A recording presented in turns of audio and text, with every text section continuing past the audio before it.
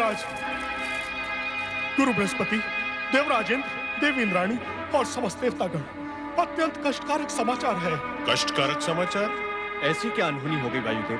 प्रजापति दक्ष के शाप के फलस्वरूप चंद्रदेव क्षयग्रस्त होकर निस्तेज हो गए हैं। उनके प्रकाश के अभाव में पृथ्वीलोक और नक्षत्रलोक में मलिनता छा गई है। वातावरण प्रदूषित होने लगा है और सृष्टि की व्यवस्था का संतुलन बिगड़ता जा रहा है देव।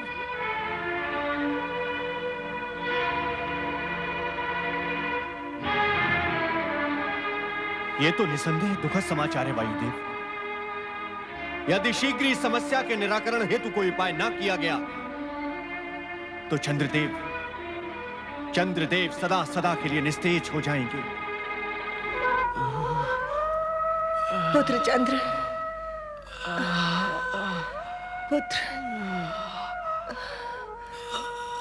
पुत्र चंद्र। वही हुआ जिस बात का मुझे भय था। दक्ष के इस कठोर शाप के आगे हमारे सभी मंत्र, यज्ञ, हवन कोई प्रभाव नहीं दिखा पाएंगे। हम वो अभागे माता पिता हैं जिनकी आंखों के सामने उनके पुत्र को। नहीं, ऐसा मत कहिए स्वामी, ऐसा सोचे भी नहीं। माँ जननी होती है, उसमें सृजन की शक्ति होती है। वह अपनी संतान के लिए मृत्यु से भी संघर्ष कर सकती है। मैं भी अपने पुत्र का अनिष्ट नहीं होने दूंगी। परमपिता, क्या चंद्र सदा के लिए अस्त हो जाएगा? क्या अब नक्षत्रों को नए सिरे से अपने मार्ग निश्चित करने होंगे? कुछ तो कीजिए। हे सृष्टिकर्ता, आपकी सृष्टि पर संकट मंडरा रहा है। यह सत्य है, चंद्र से अपराध हुआ है। और यह भी सत्य है कि दक्ष ने क्रोध में आकर अपने अपराधी जामाता को श्राप दे डाला। उसे यह भी ध्यान न रहा कि चंद्र मात्र दक्ष का जामाता नहीं, सृष्टि का एक आवश्यक यंत्र भी है। उसके न रहने से पृथ्वी का संचालन डामाडोल भी हो सकता है। किंतु तो क्या सृष्टि समाप्ति के कगार पर पहुंचने वाली है परमपिता? मुझे ऐसा प्रतीत होता है कि सृष्टि की रचनात्मक शक्तियों का यह द्वंद्व एक सीमा से आगे नहीं बढ़ेगा। इस दशा में मुझे विचार करना होगा। विचार।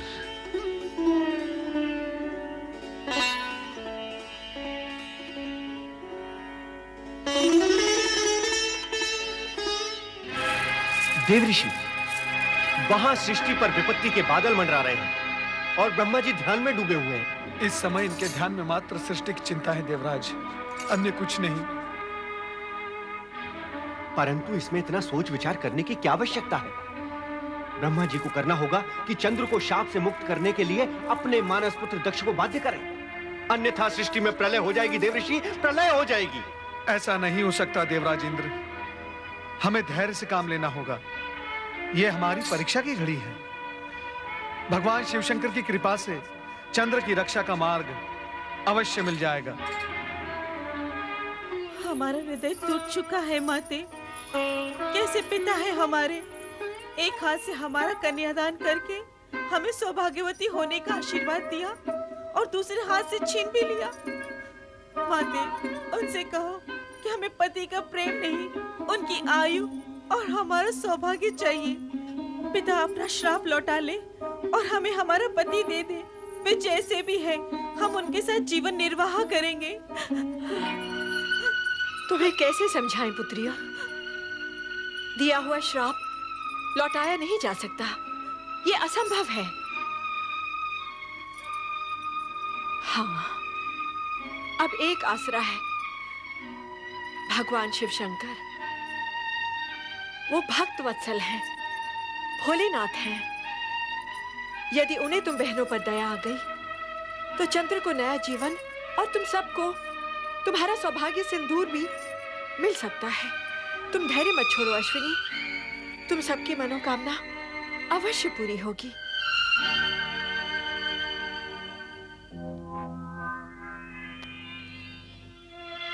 ये मौन कैसा? क्या मैं इस मौन का कारण जान सकता हूं? महारानी, कोई मेरे प्रश्न का उत्तर क्यों नहीं देता? आपके प्रश्न का उत्तर मैं देती हूँ पिताश्री। देखिए, देखिए इन्हें। ये आपकी वही प्रिय पुत्रियां हैं जिनके सौभाग्य चंद्र पर दक्ष नाम का ग्रहण लग गया है, जो चंद्र को निगल जाना चाहता है। पुत्री! क्रोधित मत होइए पिताश्री, और इतना मंगल करने के पश्चात आपको मुझे पुत्री कहने का भी कोई अधिकार नहीं। मैं जा रही हूँ अपने पति के पास। तुम वहां नहीं जाओगी, और यदि तुमने मेरी आज्ञा की अवहेलना की तो आप मुझे भी श्राप दे दीजिएगा। इससे अधिक आप कर भी क्या सकते हैं? माते, जीवन मृत्यु के इन संघर्ष क्षणों में मैं अपने पति को एकाकी नहीं छोड़ सकती। मैं जा रही हूँ। रोहिणी, यदि तुमने इस महल की चौखट भी लांगी तो मैं तुम्हें श्राप दे दूंगा। बस कीजिए, बस। यदि आप इन पुत्रियों के पिता हैं, तो मैं माता हूँ। प्रसव पीड़ा आपने नहीं, मैंने सही है। यदि आपने अपने मुख से एक भी अपशब्द कहा, तो मैं यही की यही अपने प्राण त्याग दूंगी। हाँ। दक्ष महल, इंद्रलोक, ब्रह्मलोक, हर स्थान पर चंद्रदेव की गंभीर स्थिति पर चिंता का वातावरण बन गया।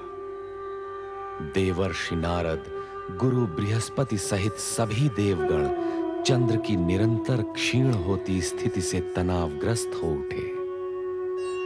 चंद्रदेव की माता ने पुत्र को इस संकट से उबारने के लिए कैलाश जाने का निश्चय किया। आप कहाँ हैं प्रभु?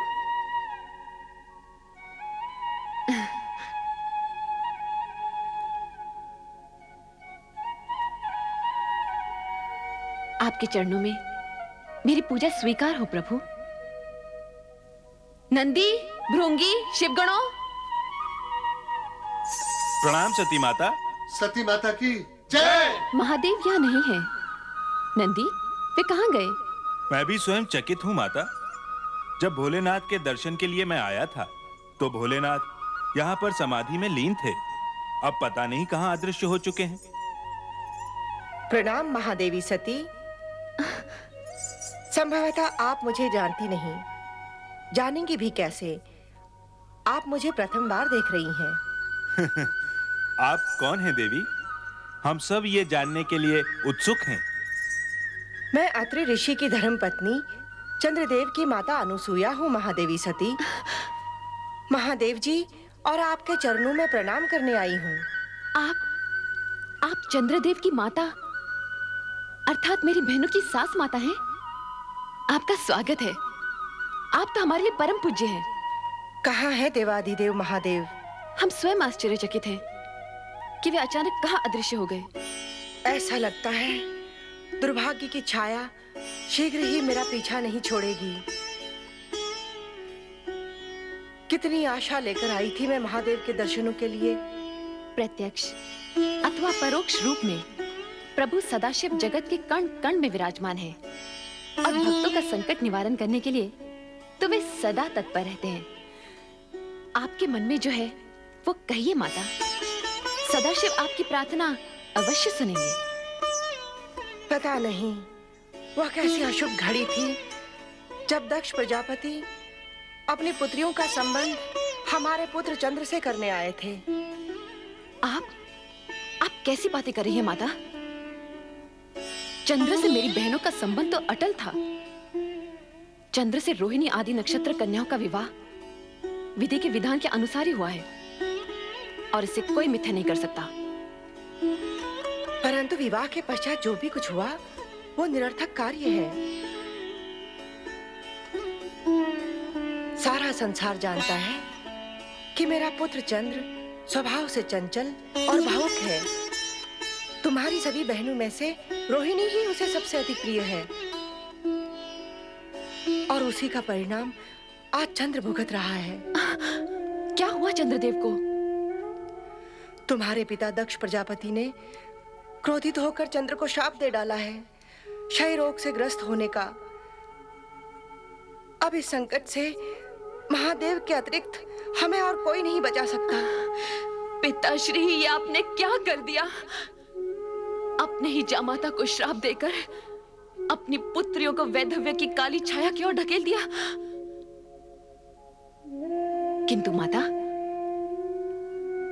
मैं आपको विश्वास दिलाती हूं कि मेरे पिताश्री का श्राप चंद्रदेव को नष्ट नहीं कर सकता। आपको विश्वास है? कैसे? विधाता के विधान के अनुसार सूर्य, चंद्र, ग्रह, नक्षत्र अमर है। प्रलय काल तक इन्हें कोई नहीं मिटा सकता। हाँ, श्राप से इन्हें कष्ट अवश्य हो सकता है। मैं चंद्र के कष्ट निवारण के लिए ही महादेव जी की शरण में आई हूँ। मुझे कष्ट निवारण का कोई उपाय बताइए महादेवी जी। चराचर पति शिव जी की अखंड आराधना से असंभव भी संभव हो जाता है। मैंने भी आराधना द्वारा ही कैलाश में शिव चरणों में स्थान पाया है। श्राप का प्रभाव नष्ट करने का एक ही उपाय है, और वो है मृत्युंजय महादेव की आराधना। ओम नमः शिवाय, मृत्युंजय महादेवाय नमोस्तुते।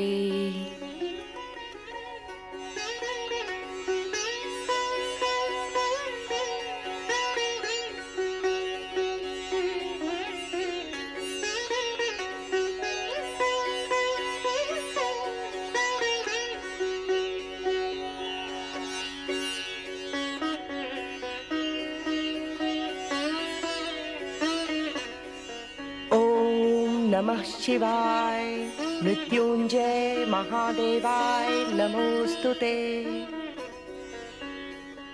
परमपिता ब्रह्मा, आपने शिवाराधना करके चंद्र की श्राप मुक्ति का उपाय अवश्य जान लिया होगा। कृपया हमें बताएं। चंद्र की श्राप मुक्ति का एक ही उपाय है, मृत्युंजय महामंत्र से शिव की आराधना। वो मंत्र है ओम नमः शिवाय, मृत्युंजय महादेवाय नमोस्तुते। मृत्युंजय महामंत्र? हाँ, मृत्युंजय महामंत्र से शिव की अटूट कृपा प्राप्त होती है और मृत्यु का भय दूर हो जाता है। परमपिता, हम सब मिलकर इस मृत्युंजय महामंत्र से शिव की आराधना करेंगे और चंद्र के कष्ट का अंत अवश्य करेंगे परमपिता। परंतु देवराज, मृत्युंजय महामंत्र की अमर ध्वनि का प्रभाव चंद्र पर पड़े, इसके लिए उन्हें स्वयं आरावत के पश्चिमी समुद्र तट जाकर ब्रह्मास्त्र क्षेत्र में शिव आराधना करनी होगी। मंत्र ध्वनि के प्रभाव से चंद्र पर पड़े श्राप का प्रभाव धीमे धीमे समाप्त होने लगेगा और शिव की कृपा प्राप्त होगी। समुद्री वातावरण के प्रभाव से चंद्र शीघ्र ही स्वास्थ्य लाभ कर सकेंगे। नारायण नारायण।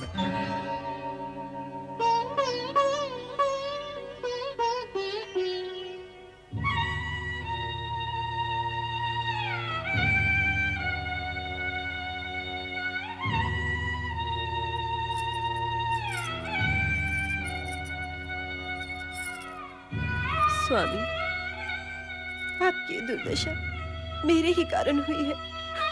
इसके लिए मैं अपने आप को कभी क्षमा नहीं करूंगी। रोहिणी, बहू, इस तरह अपने आप को दंडित करने से कुछ नहीं होगा। हम दोनों को मिलकर ही चंद्र को बचाने का उपाय करना होगा। माताश्री,